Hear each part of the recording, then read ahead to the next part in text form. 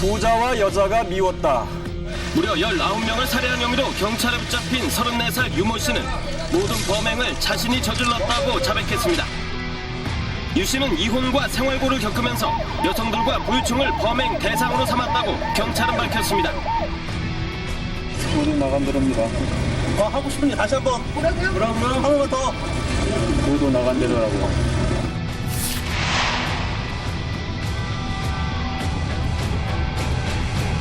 최단 기간에 최다 살인이었습니다. 10달 동안 20명이기 때문에 히데오 살인마라고 불려지는 게 맞고요. 아마 형이 확정된 이후에 이 사람이 이렇게 자세하게 자신의 이야기를 구체적으로 이렇게 들려준 거는 아마 모든 언론사를 통틀어서 저희가 처음일 것 같습니다. 네. 편지를 귀하 씨가 제가요. 아마 이 편지를 딱 보시자마자 이 글씨체랑 그냥 그런 것들 보면서 먼저 놀라실 것 같아요. 이게 뭐예요? 이거 타자기로 친 건가요? 약간 이렇게 딱 야. 느낌이 이상해요. 이게 손글씨. 아니, 이게 자를 대고 써도 좀 이렇게 삐뚤어지기 마련인데 각이 다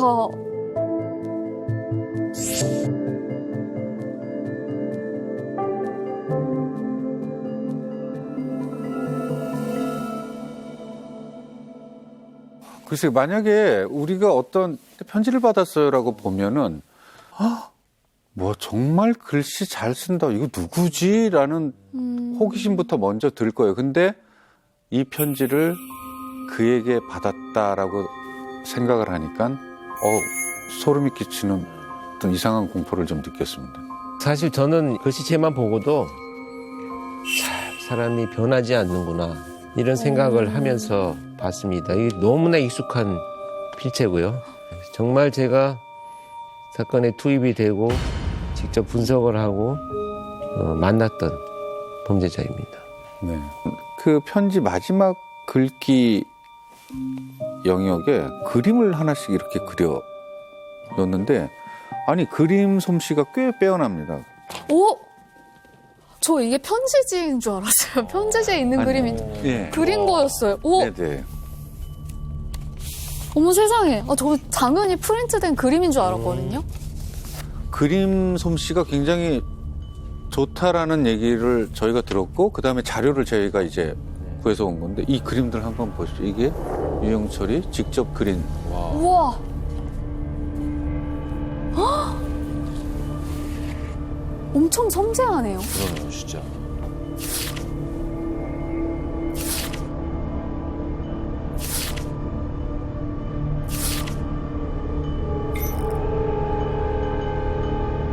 자, 이 그림들의 공통점이 뭐가 있을까요? 특정 만화인 것 같은데요. 자, 보고 그린 것 같기도 하고. 여러분, 이 그림들의 공통점은요, 흑백이라는 겁니다. 여기에서 색깔이 나타났어요. 저는 이게 지금 어떤 의미가 있는지를 대충 짐작은 합니다. 지금 유영철은요, 몇 가지 색을 구분하지 못하는 장애를 갖고 있습니다. 그래서 그림을 그렸을 때 자기가 거기에 적절하지 않는 색을 입혔을 때 남들이 자신을 무시하는 것에 대해서 굉장히 예민한 이런 감정을 갖고 있거든요. 그래서 모든 그림에 사실 색이 없어요. 그런데 지금 여기는 저도 이번에 편지를 받은 내용을 보면서 정말 놀라운 것이 이미 자신을 어떻게 지금 평가받고자 이런 것들을 전혀 모르는 제작진에게 자신은 전혀 지금 자신의 과거를 전부 숨겨버리는 최소한의 노력을 하고 있다 이렇게 생각을 합니다. 변함이 없습니다. 이 자신을 포장하고 사람들한테 좋은 어떤 이미지를 주기 위해서 과거를 지워버리는 이런 행동들. 색깔이 들어있는 것 처음 봤습니다.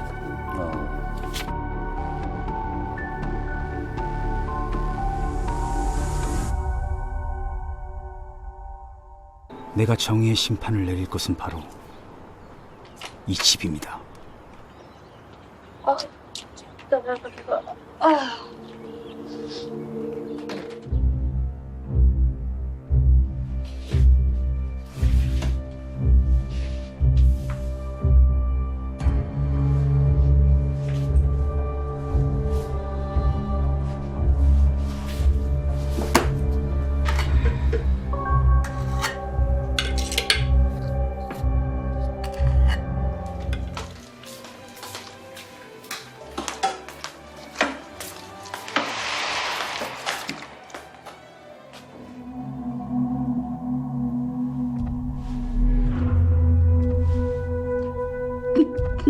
누구세요?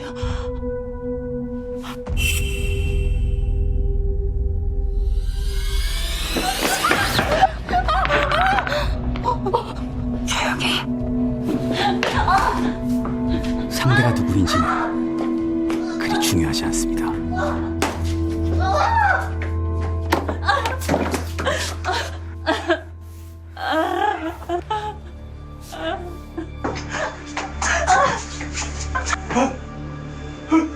야, 움직이지 마. 가만히 있어. 어차피 지금까지 호의호식하며 편한 세상을 살아온 그렇고 쿨한 인간일 뿐이니까요.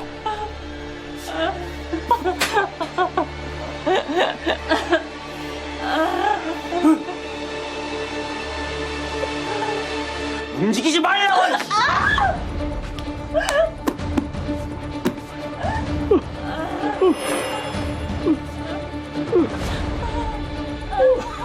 가만히 있으라니까. 망치로 머리를 때려. 고통 없이 보내주겠다고 하는데 왜 의미 없는 반응을 하는 건지.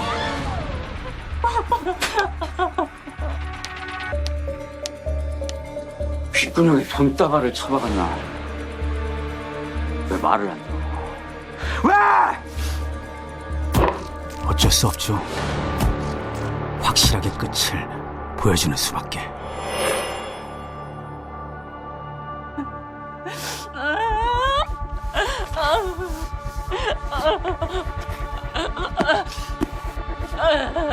살려주세요. 제발 살려주세요. 가만히 있으라고 했잖아. 아, 설마 아이는 지금 이 장면은 그 네 번째 침입을 한 집의 사건을 지금 보고 계시는 거고요. 저 여성분은 그 집의 가사도우미로 일하는 분이었습니다.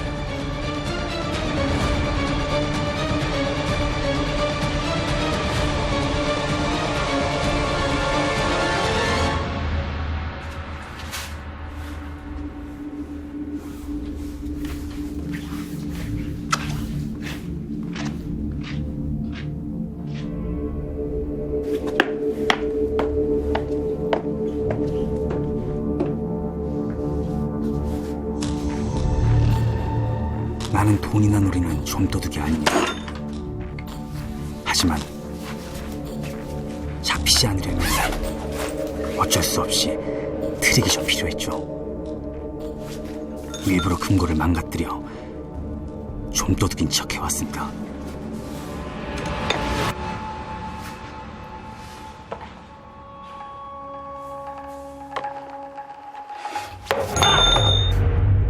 아이씨.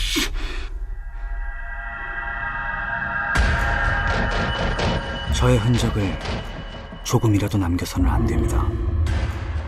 저는 아직도 해야 할 일이 많거든요. 내가 원하는 건 정의의 실현입니다. 가난한 자들을 업신여기는 부자들을 각성시키기 위해 심판하고 처벌하는 나는 정의의 사도니까요. 범행 중에 손에서 피가 나서 그 피가 이제 자기의 흔적이 남는 거잖아요. 그래서 집에 불을 질렀다고 합니다. 그렇죠. 방화는 이 사건, 네 번째 사건이 이제 유일합니다. 도우미 분께서 분유를 타고 계셨고 실제로 아기도 집안에 함께 있었는데 그 아기는 혹시 어떻게 됐나요? 다행히 이제 화재 신고를 받고 출동한 경찰하고 소방에 의해서 아기는 구출이 됐습니다. 그런데 그 아이를 그냥 두고 간 건 아니고요. 이불을 잔뜩 덮어 놔가지고 만약에 발견을 하지 못했으면 그대로 아마 사망했을 아주 위험한 상황에서 구조가 됐죠. 내 목적에 이 아이는 없어. 이 메시지는 아닌. 네. 실제 유영철은 이 사건을 저지르기 전에 미성년자를 강간한 사건하고 또 공무원 자격 사칭으로 교도소에 수감 중이다가 2003년 9월에 출소를 하게 됩니다. 근데 출소 2주 만에 첫 번째 사건이 신사동 주택에 침입을 해서 대학 교수 노 부부를 둔기로 살해해서 첫 번째 사건을 저지르게 됩니다. 강남구 신사동의 고급주택에서 70대 노 교수 부부가 둔기에 맞아 숨졌습니다. 서울 구기동 61살 고모 씨 집에서 일가족 3명이 숨진 채 발견돼 경찰이 수사에 들어갔습니다. 삼성동 고급주택에서 60대 노인 피살. 해화동 고급주택에서 80대 노인과 파출부 피살.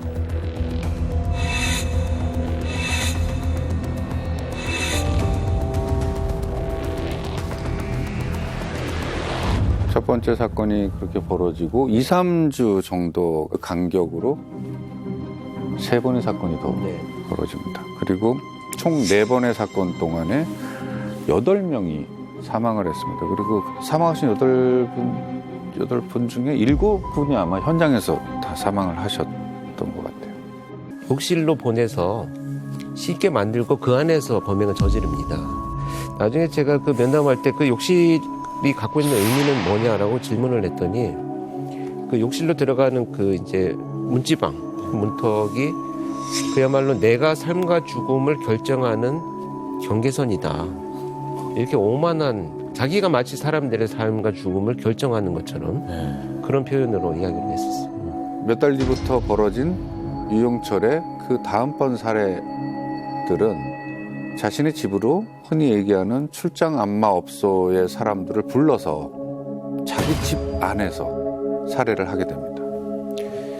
그렇습니다. 그래서 유영철이 결국 이제 20대 초중반의 이 젊은 여성들을 집으로 유인해서 그 자기 오피스텔의 욕실에서 이제 살해를 하고요. 거기에서 이제 시신을 훼손하는 잔혹행위를 저지르죠. 그리고 나서 훼손된 시신들을 이제 이동을 해서 안매장을 하게 되는데 여기서 여러분들 이 수법의 변화와 함께 해석을 할 수 있는 것은 자, 집집마다 다니면서 범행을 저지를 때의 위험성이 있잖아요. 목격의 위험, 실패, 또 자기 증거물이 남는 이런 여러 가지 장애 요인들을 완전히 제거한 장소가 어디입니까?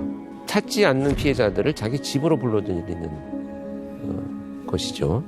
그래서 그 기간 동안에 상당히 범행을 어떤 방식으로 저지를까를 고심했다 이렇게 생각을 합니다. 근데 제가 이거 잘 몰랐던 부분인데 그 살인을 저지르면서 이렇게 음악을 들었었어요. 이 음악은 이제 컨키스트 오브 파라다이스라는 웅장한 음악이죠. 신대륙을 발견할 때 그 영화에 등장했던 이 노래의 제목을 말하면서 저한테 혹시 아느냐라고 질문을 했었어요. 그래서 제가 모르겠다라고 했더니 알려줬습니다. 저한테 이러한 음악이다. 알려주면서 두 가지 이유가 있었다. 그런 굉장히 시신을 훼손하면서 내가 그 어떤 용기를 북돋우기 위해서 듣기도 했지만 나도 나의 모습이 두려워서 그것을 극복하기 위해서 음악을 들었다. 이렇게 주장을 했었습니다. 혼자 오셨어요? 경찰입니다. 여기 미성년자 도움 있으신다고. 정의와 원칙을 어기는 사람은 너무 많았고 나는 그들의 잘못을 바로잡아주는 거죠. 아, 경찰 사칭도 했었어요. 네. 저 갈취를 통해서 생계를 유지해 왔어요. 발취요? 저렇게 해서 네. 돈을 받은 거죠. 이제 업주한테 그렇죠. 이제 돈을 협박하고 위협하고.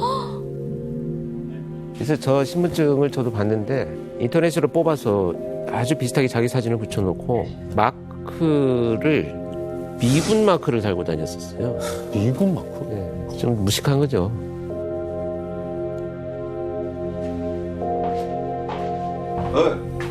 뭐야? 어? 당신 누구야? 어? 아, 제가 잘못 찾아왔나 보네요. 많이 파세요. 어이 새끼. 너 진짜 경찰 맞아? 어? 어이, 거기 전화 한번 해봐 거기. 112죠? 저 여기 경찰 사칭하는 사람 때문에 신고 좀 하려고 그러는데요. 빨리 좀 와주세요.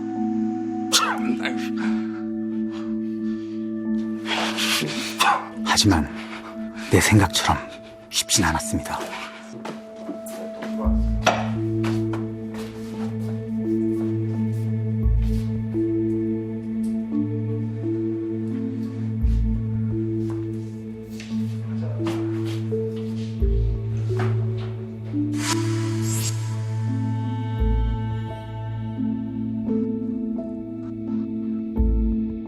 나는 또다시 교도소 생활을 하게 됐고 이 일로 아내가 나를 배신했습니다. 더는 이렇게 못 살아. 우리 이혼해. 아니, 너 지금 그게 무슨 소리야? 여보, 이러지 마. 우리 아들, 애비 없는 아들 만들 순 없잖아. 아니, 차라리 그게 나아. 전과자 아들 만드는 것보단. 그런데 여자들의 배신은 여기서 끝이 아니었습니다. 사기꾼 새끼. 뭐 하자는 거야, 지금? 애 딸린 이혼남매. 전과자 주제에 뭐? 나랑 결혼을 해? 기 막혀서 진짜. 네가 네 입으로 그랬잖아. 넌 내 거라고. 그땐 사기꾼인지 몰랐을 때고.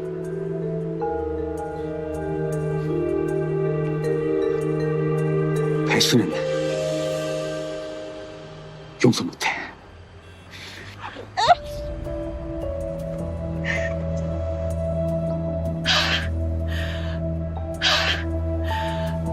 나랑 그렇게 하고 싶니? 해줄게. 그럼 돈 내.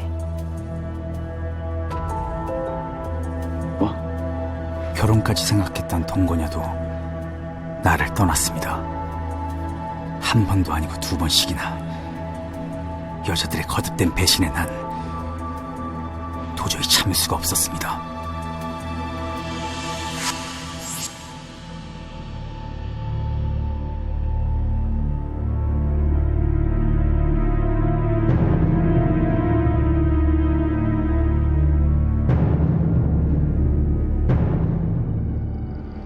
근데 처음에는 이제 범행 대상을 전 부인과 이제 아들로 특정을 하기는 했었었네요. 네.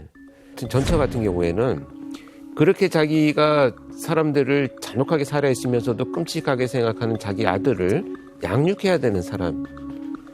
이런 아주 그 자기중심적이고 이기적인 사고를 갖고 있는 거죠. 그래서 이 대상이 전치된다고 하는데요. 그 원래 공격해야 될 사람을 공격하지 못하고 다른 사람을 공격해서 화풀이를 대신하는 이런 심리적인 특징을 갖고 있습니다. 그러니까 이 근원적 이유를 찾아가면 근데 나는 아내에게 이혼을 통보받았다. 버림을 받았다. 왜냐? 나는 가난해서. 나는 차별당했다. 이 사회가 문제야. 날 가난하게 만든 이 사회가 문제. 그러니까 이 사회에 대한 복수를 해야 돼. 그래서 나는 부유층이 나를 이렇게 만든 원한이 되는. 경제도 굉장히 어려운 상황이었네. 이제 그 이경철이 70년생인데 3남 1녀 중에 셋째로 태어났는데요. 이제 그 쌍둥이 여동생이 있고요. 네, 쌍둥이 여동생이 있습니다. 가정 형편이 어려운 집안에서 자랐고 뭐 아버지의 학대도 좀 있었다고는 합니다. 또 하나 덧붙이면 유영철의 아버지는 외도로 재혼을 했다고 합니다. 네. 예, 그래서 그 흔히 얘기하는 계모가 어린 시절부터 유영철과 유영철의 쌍둥이 동생에 대해서 좀 많이 폭력을 행사했다고 해요. 사실 이런 얘기는 유영철을 만나서 대화를 나눈 권 교수님 같은 분이 프로파일 그 결과 안에서 얘기를 해주셔야 되는데 저희는 의외로 유영철의 편지에서 직접 네. 그런 내용을 보았습니다. 범죄 심리에는 폭력과 학대의 숙주인 저항 감정을 먹고 자라며 최소한 제 경우에는 그렇습니다. 적법성 위에 있는 게 도덕성입니다. 한 범죄자의 이력이 아무리 쓰레기 같다 해도 최소한의 보호는 받아야 한다는 얘기입니다.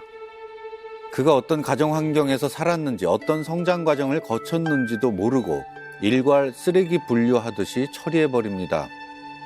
어떤 사람이든 학대받은 환경에선 악해질 수밖에 없는 겁니다.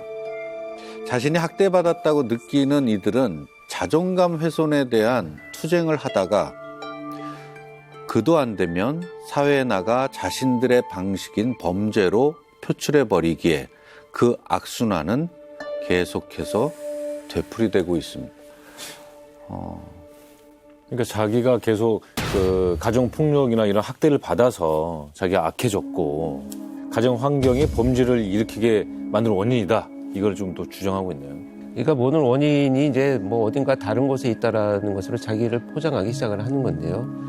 면담을 하면서도 들었던 그 어린 시절의 폭력적인 상황이 아주 매우 심각하거나 어떤 범주에서 크게 벗어나지는 않았습니다. 아니 가난하고 어려운 환경에서 살았다고 해서 다들 살인자가 되는 건 아니잖아요. 그렇죠. 이런 성장 배경이 그런 잔혹한 범죄 이유가 절대 될 수 없다고 생각을 하는데 본인 스스로가 본인이 저질러 놓은 사건에 대한 해석을 이렇게 해버리면 아니 더 큰 모욕을 받는 건 그와 비슷한 환경에서 자랐지만 훌륭하게 사회 구성원의 한 사람으로서 이 사회에서 너무나도 든든한 그들까지 왜 이렇게 그렇죠. 같이 이렇게 판단이 돼야 되는 거지. 이거는 너무 기분이 나빠지는 거죠. 특히 그 이 쌍둥이 이 여동생은 같은 환경에서 자랐지만 굉장히 어떤 범죄와 관련 없는 삶을 살고 있거든요. 그렇다라고 한다면 본인이 그냥 변명하고 합리화시키는 것에 불과하다. 저는 이렇게밖에 볼 수가 없습니다. 부유층에 관한 4번의 살해 사건 그리고 약 118일 정도의 휴지기를 갔습니다. 그리고 그 이후에 벌어지는 살해는 이제 완전히 패턴이 달라지죠. 네. 세상 모든 일이 그렇듯 살인에도 치밀한 계획과 준비가 중요합니다. 보다 더 효율적인 뒤처리를 위해 인체에 대한 연구가 필요했습니다.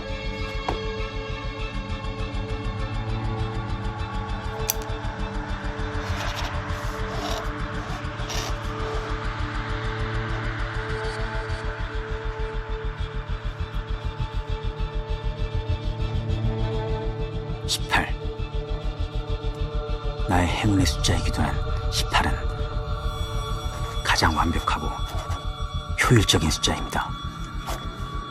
지금 시신 훼손을 잘하려고 해부학까지 공부를 하고 있네. 그러니까 약간 복수, 분노보다는 좀 즐거움이 느껴지는. 그러니까 무슨 게임을 하듯이 즐기고 있네. 그러니까 본인의 엑스레이를 찍어서 그 엑스레이 사진을 보면서 어느 부분을 훼손을 해야지 잘 될 수 있는지를 지금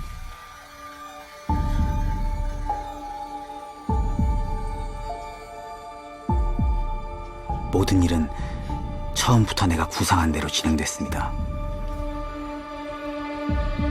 세세한 준비물 하나도 놓치지 않았고요.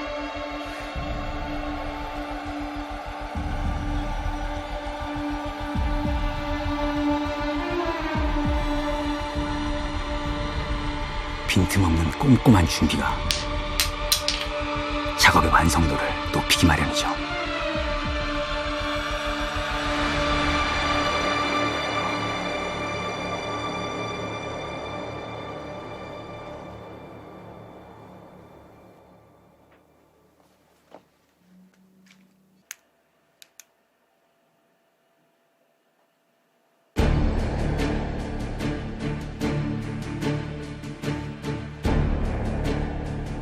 너의 숭고한 의식을 장식해줄 응원가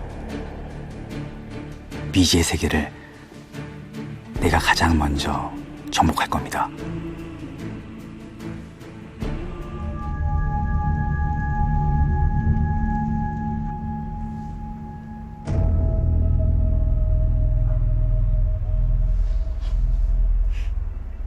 적당한 키에 아담한 몸매, 드디어 내가 찾던 먹잇감을 찾았습니다.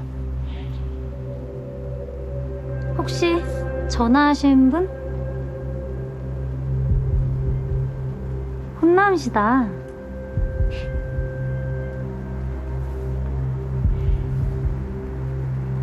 경찰입니다. 뭐야, 이 오빠. 율라킹이 집중 단속 나왔습니다. 같이 가시죠. 저 일한 지 얼마 안 됐어요. 한 번만 봐주시면 안 돼요? 가중처벌 받기 전에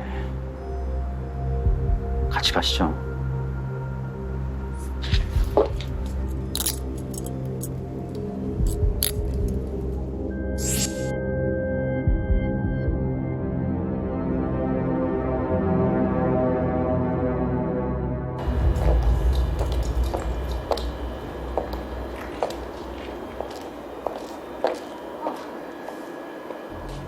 여기 경찰서 아닌데?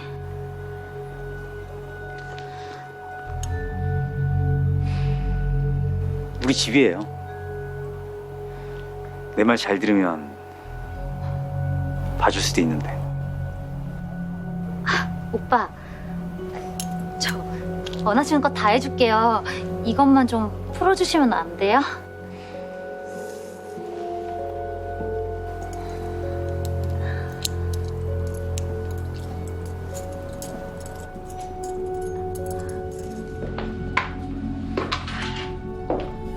진짜 그만 들어가지 마.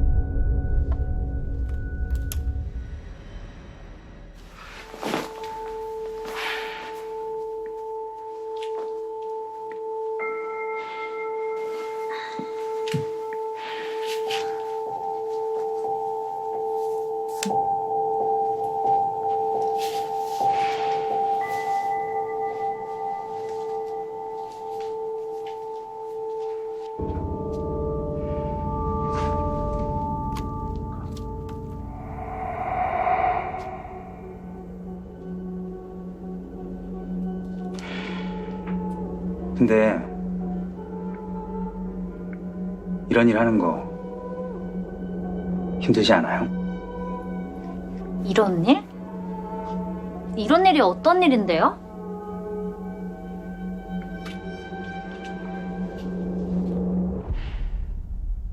돈 받고 이런 거.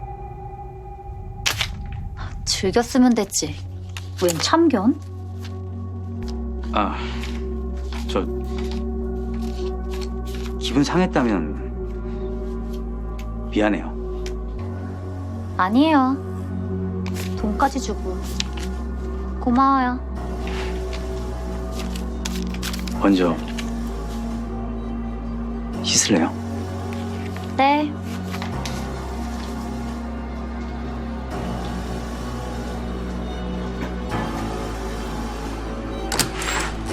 그녀가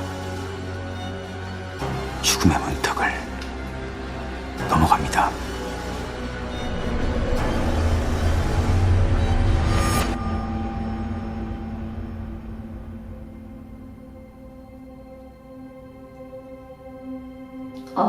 이게 무슨 냄새야? 저건 또 뭐야?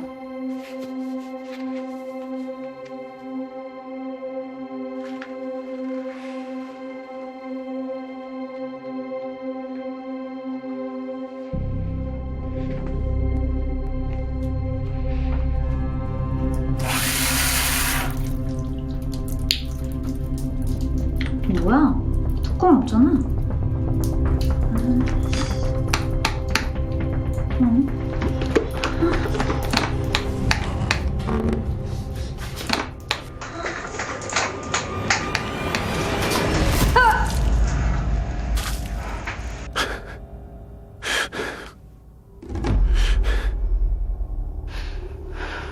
인간 본성의 끝은 어디인가? 그 끝까지 한번 가보고 싶었습니다. 뭐 하나라도 내 마음대로 해보고 싶었습니다.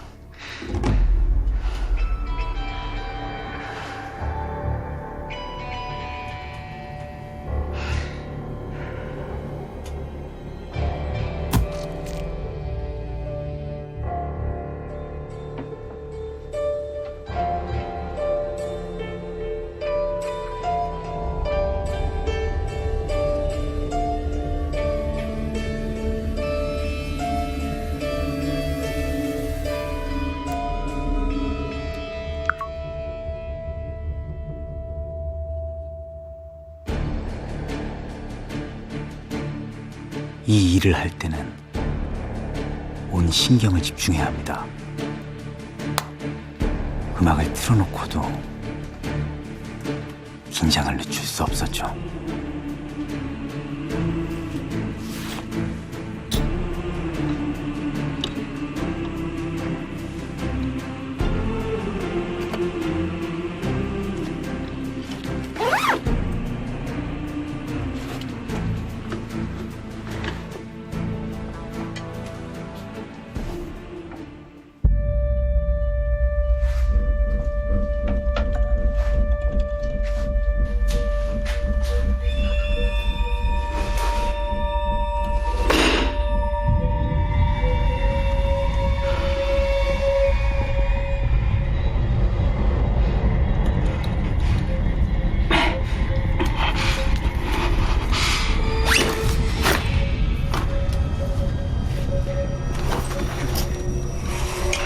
파괴의 유혹은 강렬했습니다. 나도 모르게 노치되어 카타르시스가 느껴졌습니다. 내 몸속에는 광적인 피가 흐르고 있는 것 같습니다.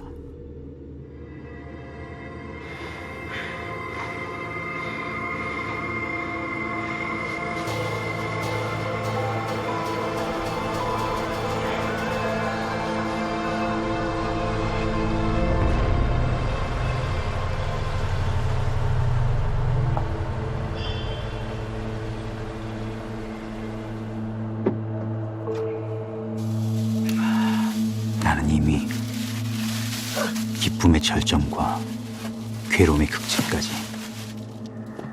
모두 느껴보았습니다. 아, 이게 무슨 냄새야? 예? 아, 이거요?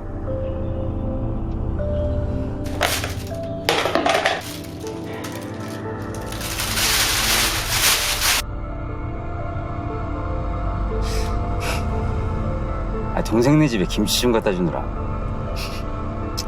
냄새가 좀 심하죠. 근데 그게 다 김치예요? 엄청 많네요.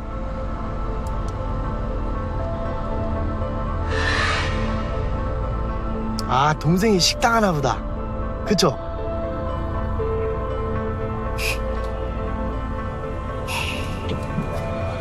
네, 맞아요. 하지만 무엇도 내 안의 어둠을 걷어내고 정화시킬 수는 없었습니다.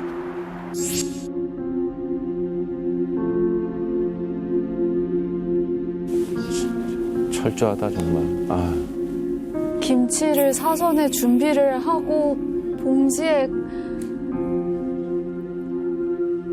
택시 타고 거기 다 계획. 오. 그래서 그 시신을 들고 택시를 타면 기사들이 의심할까봐 뭐 동생 갖다 줄 음식이다 또 그 이 밤늦은 시간에 봉원사 쪽으로 가는 것이 또 의심받을까봐 뭐 절에 음식을 갖다 주러 간다 이런 식으로 이제 그 택시 기사들을 속여서 이동을 하게 되죠.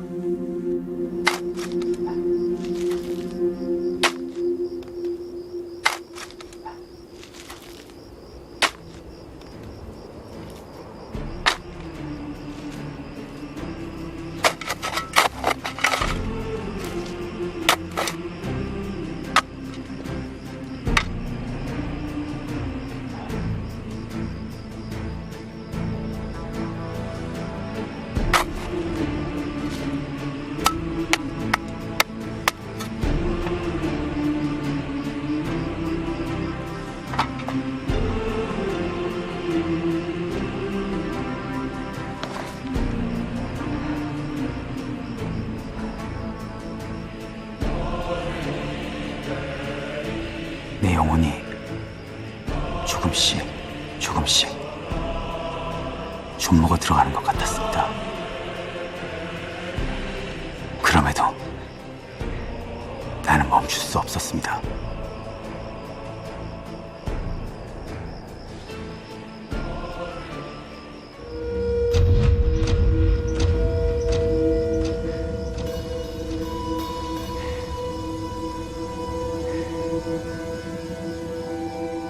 네, 나는 나쁜 놈입니다. 하지만 나보다 더 나쁜 것은 나를 이렇게 만든 이 지긋지긋한 사회입니다. 나는 하루하루 더 괴물이 될 수밖에 없었습니다.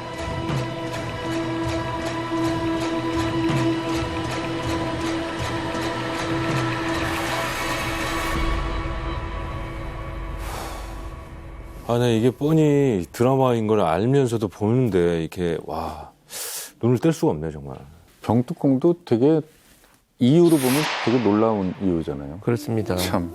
결론만 말씀드리면 같은 곳을 또 파지 않기 위해서 표시를 해둔 겁니다. 그러니까 시체를 유기시키는 공간은 비슷한 공간인데 내가 묻었던 곳을 내가 밤에 모르고 또 파면 그 안에 시체가 있으니까 안 되니까 그 구역을 중복시키지 않기 위해서 표식을 해놓은 거예요. 정말 이런 것이 살인의 추억이구나. 자기가 범행하고 매장한 시신을 와서 다시 보는 것이 필요했겠구나라고만 생각을 했는데 그럼에도 불구하고 질문을 했더니 같은 것을 파면 소모적이다. 이런 말을 들으면서 저는 정말 이자의 어떤 그 자기중심적인 어떤 이 삶의 방식들 이것이 전형적으로 드러나는 부분이구나 이렇게 판단을 했었죠. 오피스텔 화장실에서 뼈와 살을 분리하는 작업을 하던 중 얼굴에 피가 튀었는데 거울 속에 비친 제 얼굴은 웃고 있어서 깜짝 놀랐거든요. 거울 속의 그놈도 분명 내 모습인데 이쪽은 냉혈한 그 자체였던 반면 거울 속의 그놈은 너무도 태연하게 웃고 있어서 소름 끼치게 이질감을 느꼈습니다. 그래서 전 제 자신이 두 놈이라고 여깁니다. 극단적인 상황 속에서 인간의 본성은 과연 어디까지인지 끝까지 한번 가보고도 싶었습니다. 거울 속의 그놈은 과연 누구이며 살인을 하면서도 울고 있었던 나는 누구인지 부단히도 저의 내면과 실랑이를 벌여봤지만 결국 지는 쪽은 저였고 또다시 저는 살인을 하고 있더군요.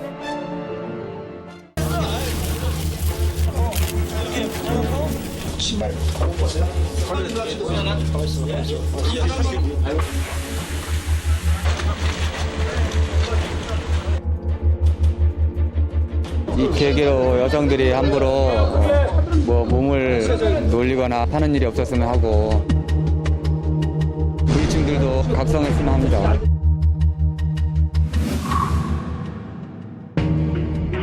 볼 때마다 화가 나는 장면이네요.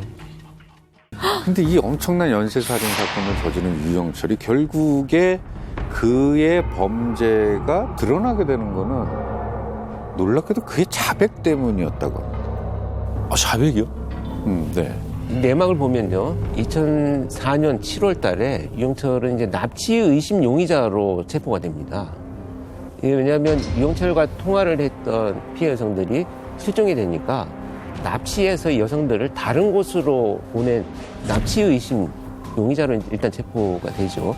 이렇게 해서 업소 관계자가 이제 경찰에 신고를 하고 잠복 중이던 경찰이 이제 같이 협동으로 체포를 하게 되죠. 전화로 아가씨를 보내면 애들이 일을 갖다 오지라는 거예요. 집에 무슨 일이 있어요. 한 3개월 정도 일을 못할 것 같아요. 그리고 나서 애들이 이제 연락이 안 되는 거죠. 통화가 아예 안 되고 그래가지고 의심을 했죠. 그래갖고 이거는 납치다 생각하고 제보를 하게 된 거죠. 검거 당시에 유영철은 2개의 핸드폰을 가지고 있었다고 합니다. 첫 번째 전화기가 본인 거, 근데 뒷번호가 1818이었대요. 그러니까요. 다른 하나는 이제 뒷자리가 5843인 전화기였는데 이게 바로 실종된 그 여성의 핸드폰이었답니다. 근데 이제 유영철은 아닙니다. 이거 그냥 누가 떨어뜨린 거 제가 그냥 주웠습니다. 이렇게 그 당시에는 핑계를 댔었죠. 경찰 입장에서도 굉장히 난감하죠. 근데 여기서 뜻밖의 말을 꺼냅니다. 지금 내려서 유영철이라는 걸 나왔지만은 그 당시는 아무것도 모르는 거 아니에요. 단지 납치 의심 용의자 뿐이었어요. 물어보지도 않는데 제가 그랬는 거야. 야, 여기 있는 사람도 내가 다 특진시켜줄게 그러는 거야. 유영철이가. 뭐? 그랬더니 야, 다 내가 특진시킨다고 손을 딱 얹고 이렇게 야, 뭐로 특진시켜? 그랬더니 야, 내가 사람을 죽였다. 처음에는 뭐? 네가 사람을 죽여? 그래? 몇 명 죽였냐? 야, 내가 27명이 죽였다. 그래서 생각해보니까 저게 뭐가 있으니까 그 말을 했지 근거 없으면 얘기를 안 하잖아. 너 현장 그릴 수 있어? 그랬더니 그린데. 근데 그렸어. 구기동 사건을 그린 거야. 구기동 사건을.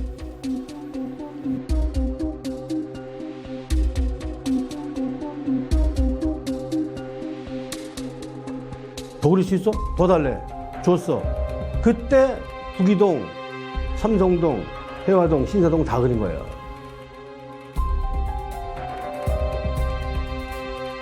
똑같아. 유영철이가 그린 구기동 사건이 그 현장하고 똑같은 거야. 이 사진은 실제 그 유영철이가 당시 조사 당시에 그린 그 실내 침입한 집의 내부 구조로 그린 거예요. 저렇게 디테일하게. 아니 증거가 없으니까 그냥 풀려났을 수도 있는 상황인데 왜 굳이 자기가 저런 자백을 한 거예요? 그 당시 기동수사대죠. 지금의 이제 광역수사대가 그 당시에 기동수사대였었는데 기동수사대장의 계급이 뭐냐?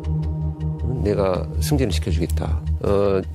네가 얘기할 사람이 아니다. 저분은 조사를 하신 분이 아니고 지휘관이다. 몇 급이냐? 공무원 급수로. 그래서 최소한 3급 내지 4급의 대우를 받는 분이다. 그 정도는 돼야지 나하고 얘기를 할 수 있어. 이렇게 그 현장에서 오만함, 진짜 거만함. 이제 본인은 미친 사람이 아닌데 이런 일을 저질렀으니까 내가 더 그렇죠. 레벨이 높은 맞아요. 살인자 뭐 이런 걸 얘기하고 싶었던 거예요. 와 진짜 웃긴 게 하나도 없는데 이 이야기를 들으면서 자꾸 헛웃음이 나와요. 그렇죠. 정말 기가 막힌 헛웃음인 거죠, 그냥. 그 유영철이 가지고 있던 지갑에 그냥 얘기하는 그 18K 저는 팔찌인 줄 알았는데 발찌. 그 여성분들이 주로 하는 그게 이렇게 있었다고요. 그래서 이걸 이렇게 형사가 이거 뭐냐라고 이렇게 봤는데 이게 사실 보니까 피해자 거. 그 지갑에 넣어서 다녔다. 그러니까 1억짜리 현금 다발도 그냥 놓고 왔다는데 피해자의 그 발찌 그거를 지갑에다가 이렇게 했다고. 근데 그게 발각이 돼서 아마 그 계기로 유영철이 범인의 범행을 낱낱이 이렇게 얘기하기 시작을 했다고 합니다. 그 시신을 안매장한 장소를 결국 지목을 합니다. 그래서 새벽에 이 CSI 팀이 현장을 갑니다. 근데 나간 팀에서 시신 발견됐다는 보고가 옵니다. 현재까지 확인된 희생자는 모두 19명.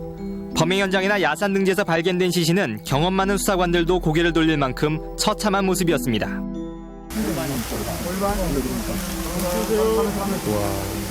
현재 시신은 부패가 심하고요.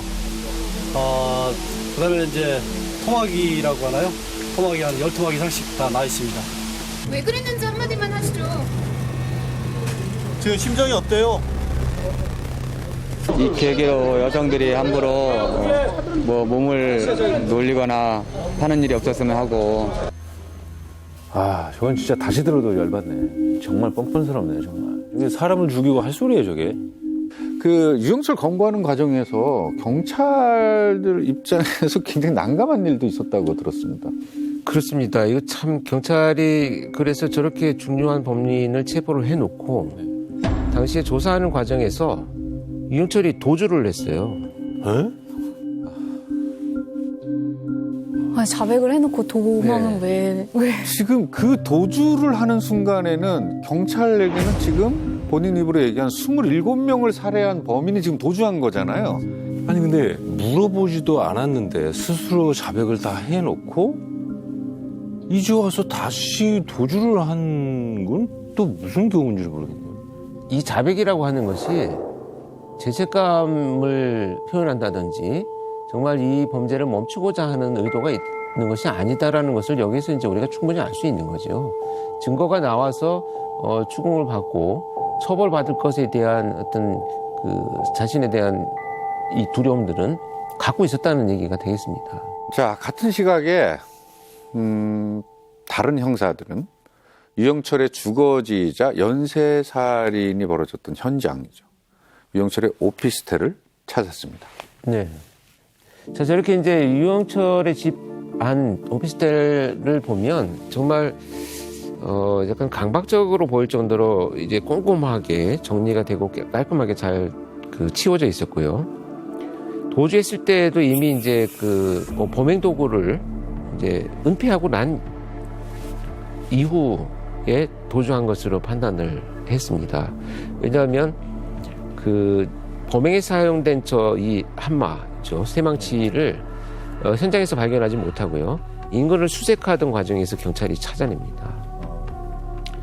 그래서 화장실에는 물론 이제 치우지 못한 범행의 흔적들로 가득 남아 있었고요. 말씀드린 대로 틈바구니에 남아있는 혈흔들. 그래서 혈흔을 확인하기 위해서 이제 불을 전부 끈 다음에 루미너로 뿌려봤더니 정말 파란색으로 이 굉장히 많은 혈흔 반응들이 나타나는 것을 볼 수가 있었죠. 경찰은 제보 덕분에 붙잡은 유 씨를 다시 놓치기도 했습니다. 당초 절도 혐의로 경찰 조사를 받던 유 씨가 자신의 살인 혐의를 자백하면서 수사는 빠르게 진행되는 듯했습니다. 그러나 유 씨가 심하게 아픈 모습을 보여 경찰 감시가 소홀해졌고 유 씨는 그 틈을 놓칠세라 기동수사대 정문을 통해 달아났습니다. 우리나라에서 어떤 범죄자에게 사이코패스라는 단어를 이렇게 붙인 것도 거의 유영철이 처음이다라고 제가 들었습니다. 당시에 이제 체포되고 나서 이제 심리학계에서 상당히 이제 이목이 집중이 됐죠. 과연 이 자가 어떻게 분석할 것인가. 그래서 저희 경찰청의 저희 프로파일러하고 이제 각 심리학의 각 분야별 교수들이 모여가지고 이제 세미나를 여러 차례 개최를 하면서 사이코패스 개념을 이제 정리를 하기 시작을 했습니다. 희대의 연쇄살인마 유영철 재판 결과가 어떻게 됐습니까? 유영철은요, 살인, 현주 건조물 방화, 사체 손괴, 그다음에 공문서 위조, 위조 공문서 행사, 공무원 자격 사칭, 폭력행위 등 처벌에 관한 법률 위반, 또 사체 유기, 도주 일반 자동차 방화, 사체 은닉, 절도의 혐의로 기소가 됐습니다. 결국 2004년 12월에 사형 선고를 받았습니다. 그런데 현재까지 형은 집행되지 않고 있습니다.